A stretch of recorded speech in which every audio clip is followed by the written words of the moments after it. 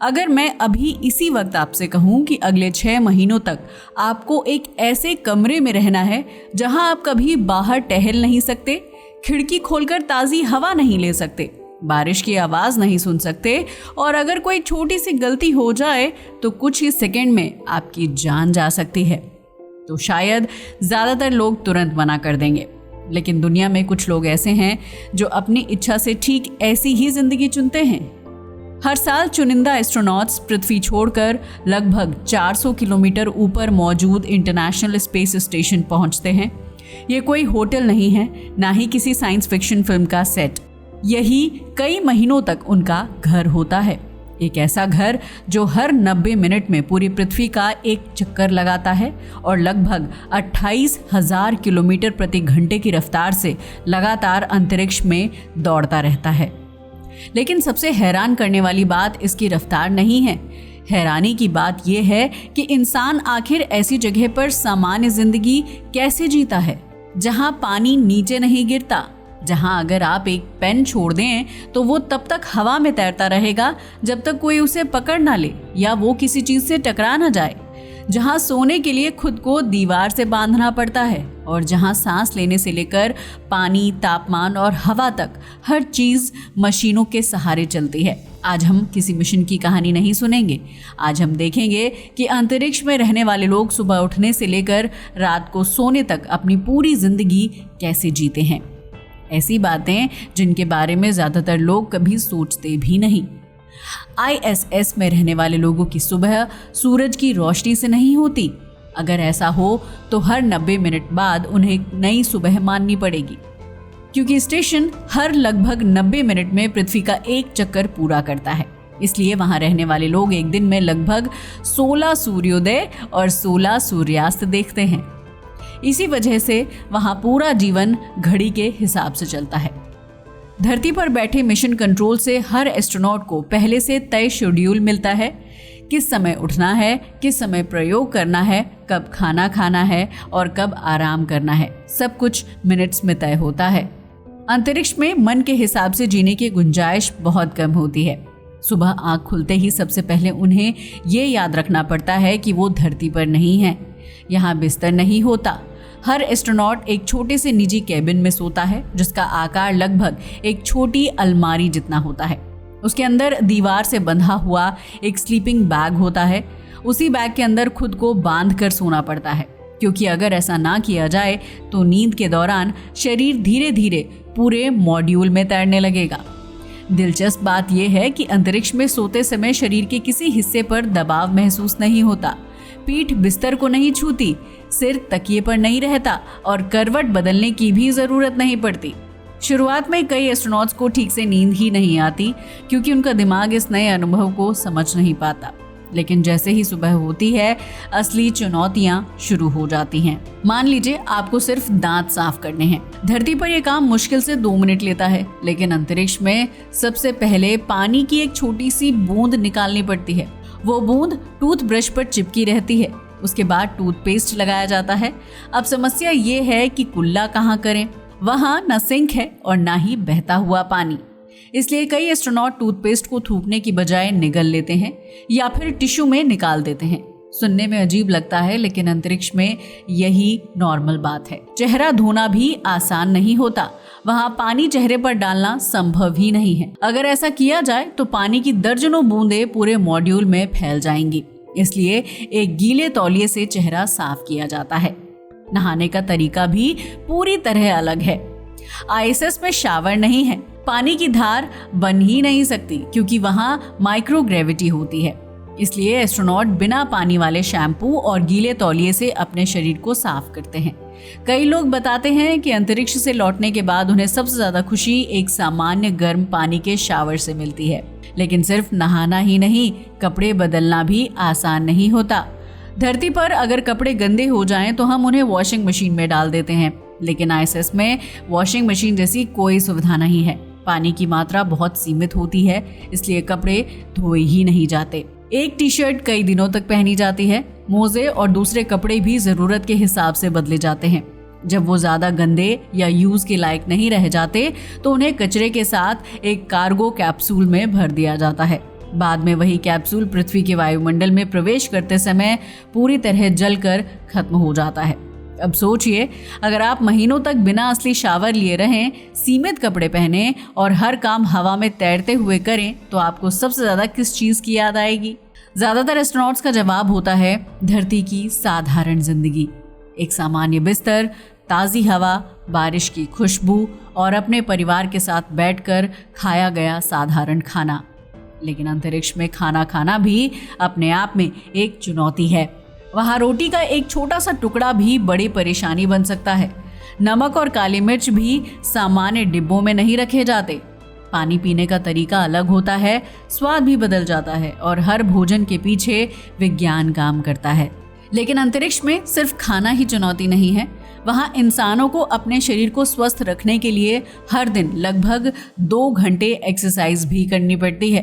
इसके साथ साथ उनका ज़्यादातर समय वैज्ञानिक प्रयोग, स्टेशन की देखभाल और दूसरे ज़रूरी कामों में बीतता है।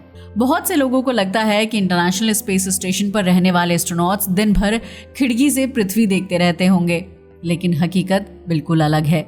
उनका लगभग पूरा दिन पहले से तय होता है। हर घंटे का शेड्यूल मिशन कंट्रोल से आता है और उसी के अनुसार उन्हें वैज्ञानिक प्रयोग, स्टेशन की मरम्मत, मशीनों की जांच और नई तकनीकों का परीक्षण करना होता है। आईएसएस सिर्फ रहने की जगह नहीं, बल्कि एक ऐसी प्रयोगशाला है जहां वैज्ञानिक ये समझ रहे हैं कि इंसान भविष्य में चंद्रमा और मंगल जैसी जगहों पर लंबे समय तक कैसे रह पाएगा। लेकिन इतने काम के बीच सबसे जरूरी चीज होती है खाना। धरती पर खाना बनाना, प्लेट में परोसना और आराम से बैठकर खाना एक नॉर्मल बात है, लेकिन अंतरिक्ष में ये भी एक छोटा सा मिशन बन जाता है। यहाँ ज्यादातर खाना पहले से पैक किया हुआ आता है। कुछ भोजन को सिर्फ गर्म करना होता है, जबकि कई पैकेट्स में पहले गर्म पानी मिलाया जाता है। फिर उन्हें कुछ मिनट के लिए छोड़ दिया जाता है ताकि खाना दोबारा सामान्य रूप ले सके। लेकिन सबसे बड़ी समस्या खाने को संभालने की होती है। अगर खाने का कोई छोटा सा टुकड़ा हवा में तैरने लगे तो वो किसी इलेक्ट्रॉनिक सिस्टम के अंदर जाकर उसे नुकसान पहुंचा सकता है। इसी वजह से सामान्य ब्रेड की जगह अक्सर टॉर्टिला का यूज किया जाता है, क्योंकि उसमें छोटे छोटे टुकड़े नहीं टूटते। पानी पीना भी किसी विज्ञान प्रयोग जैसा लगता है। पानी ग्लास में नहीं डाला जा सकता, वो गोल गोल बूंदों के रूप में तैरने लगेगा। इसलिए हर एस्ट्रोनॉट एक खास पाउच और स्ट्रॉ का यूज करता है। आईएसएस में पानी इतना कीमती होता है कि उसे बार बार रिसाइकिल किया जाता है। हवा की नमी, पसीना और यहाँ तक कि मूत्र को भी शुद्ध करके दोबारा पीने लायक बनाया जाता है। सुनने में ये अजीब लग सकता है, लेकिन अंतरिक्ष में यही सबसे व्यावहारिक तरीका है। एक और दिलचस्प बदलाव स्वाद में आता है। माइक्रोग्रेविटी की वजह से शरीर का तरल पदार्थ सिर की ओर खिसकने लगता है। इससे नाक हल्की बंद जैसी महसूस होती है। इसी कारण कई एस्ट्रोनॉट बताते हैं कि उन्हें खाना पहले जितना स्वादिष्ट नहीं लगता। इसलिए वो तीखी सॉस, मसालेदार भोजन या तेज स्वाद वाली चीजें ज्यादा पसंद करने लगते हैं। लेकिन अगर आपको लगता है कि अंतरिक्ष में रहने का सबसे मुश्किल काम खाना खाना है, तो अभी आपने सबसे कठिन हिस्सा नहीं सुना। वो है अपने शरीर को स्वस्थ बनाए रखना।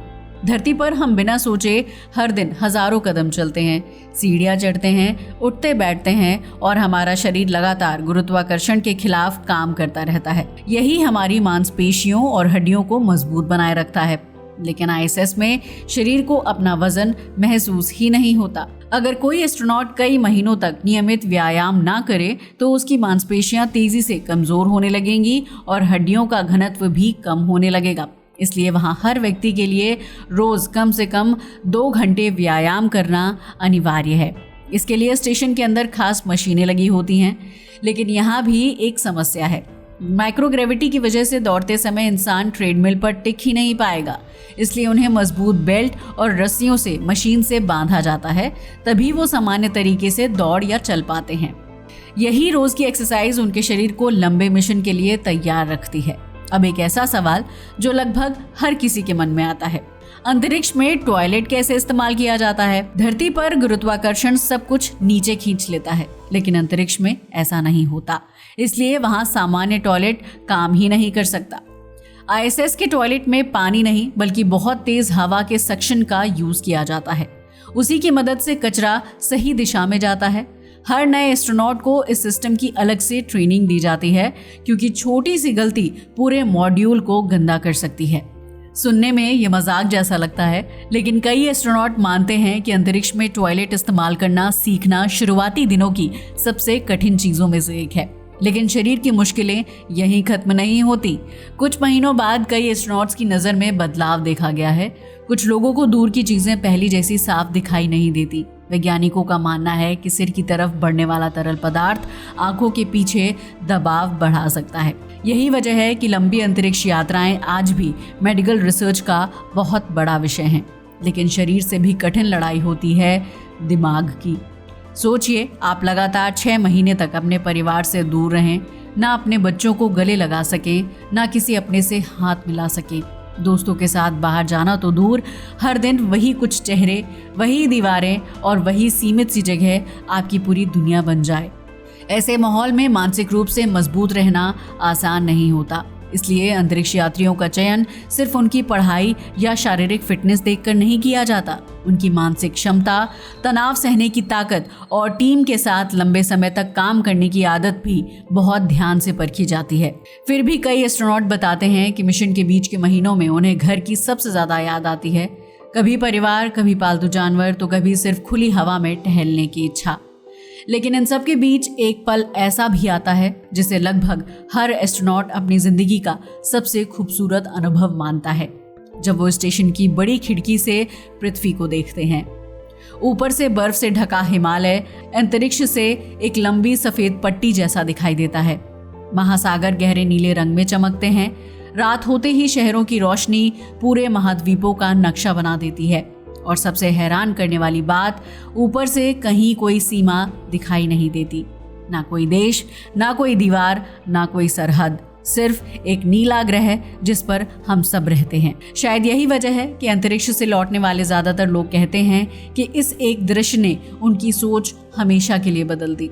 इंसान अंतरिक्ष में इसलिए नहीं जाता कि वहां आराम की जिंदगी मिले, वो इसलिए जाता है क्योंकि हर मिशन हमें भविष्य के और करीब ले जाता है। आज ISS पर सीखी जा रही बातें ही आने वाले वर्षों में इंसान को चंद्रमा पर स्थायी बेस बनाने और एक दिन मंगल ग्रह पर सुरक्षित पहुंचाने में मदद करेंगी। तो अगली बार जब आप रात के आसमान में धीरे धीरे आगे बढ़ती हुई एक चमकती रोशनी देखें, तो याद रखिए, वो सिर्फ एक स्पेस स्टेशन नहीं, बल्कि पृथ्वी से लगभग 400 किलोमीटर ऊपर मौजूद इंसानों का अस्थायी घर है। वो एक ऐसा घर है जहाँ कुछ लोग हर दिन अपने शरीर, अपने मन और अंतरिक्ष की कठोर परिस्थितियों से लड़ते हुए विज्ञान को आगे बढ़ा रहे हैं। और शायद उन्हीं की वजह से एक दिन इंसान सिर्फ पृथ्वी का नहीं, बल्कि पूरे सौर मंडल का निवासी कहलाएगा। आज के लिए बस इतना ही। वीडियो अच्छा लगा हो तो इसे लाइक और शेयर करें और हमारे चैनल को भी सब्सक्राइब करें। जय हिंद दोस्तों।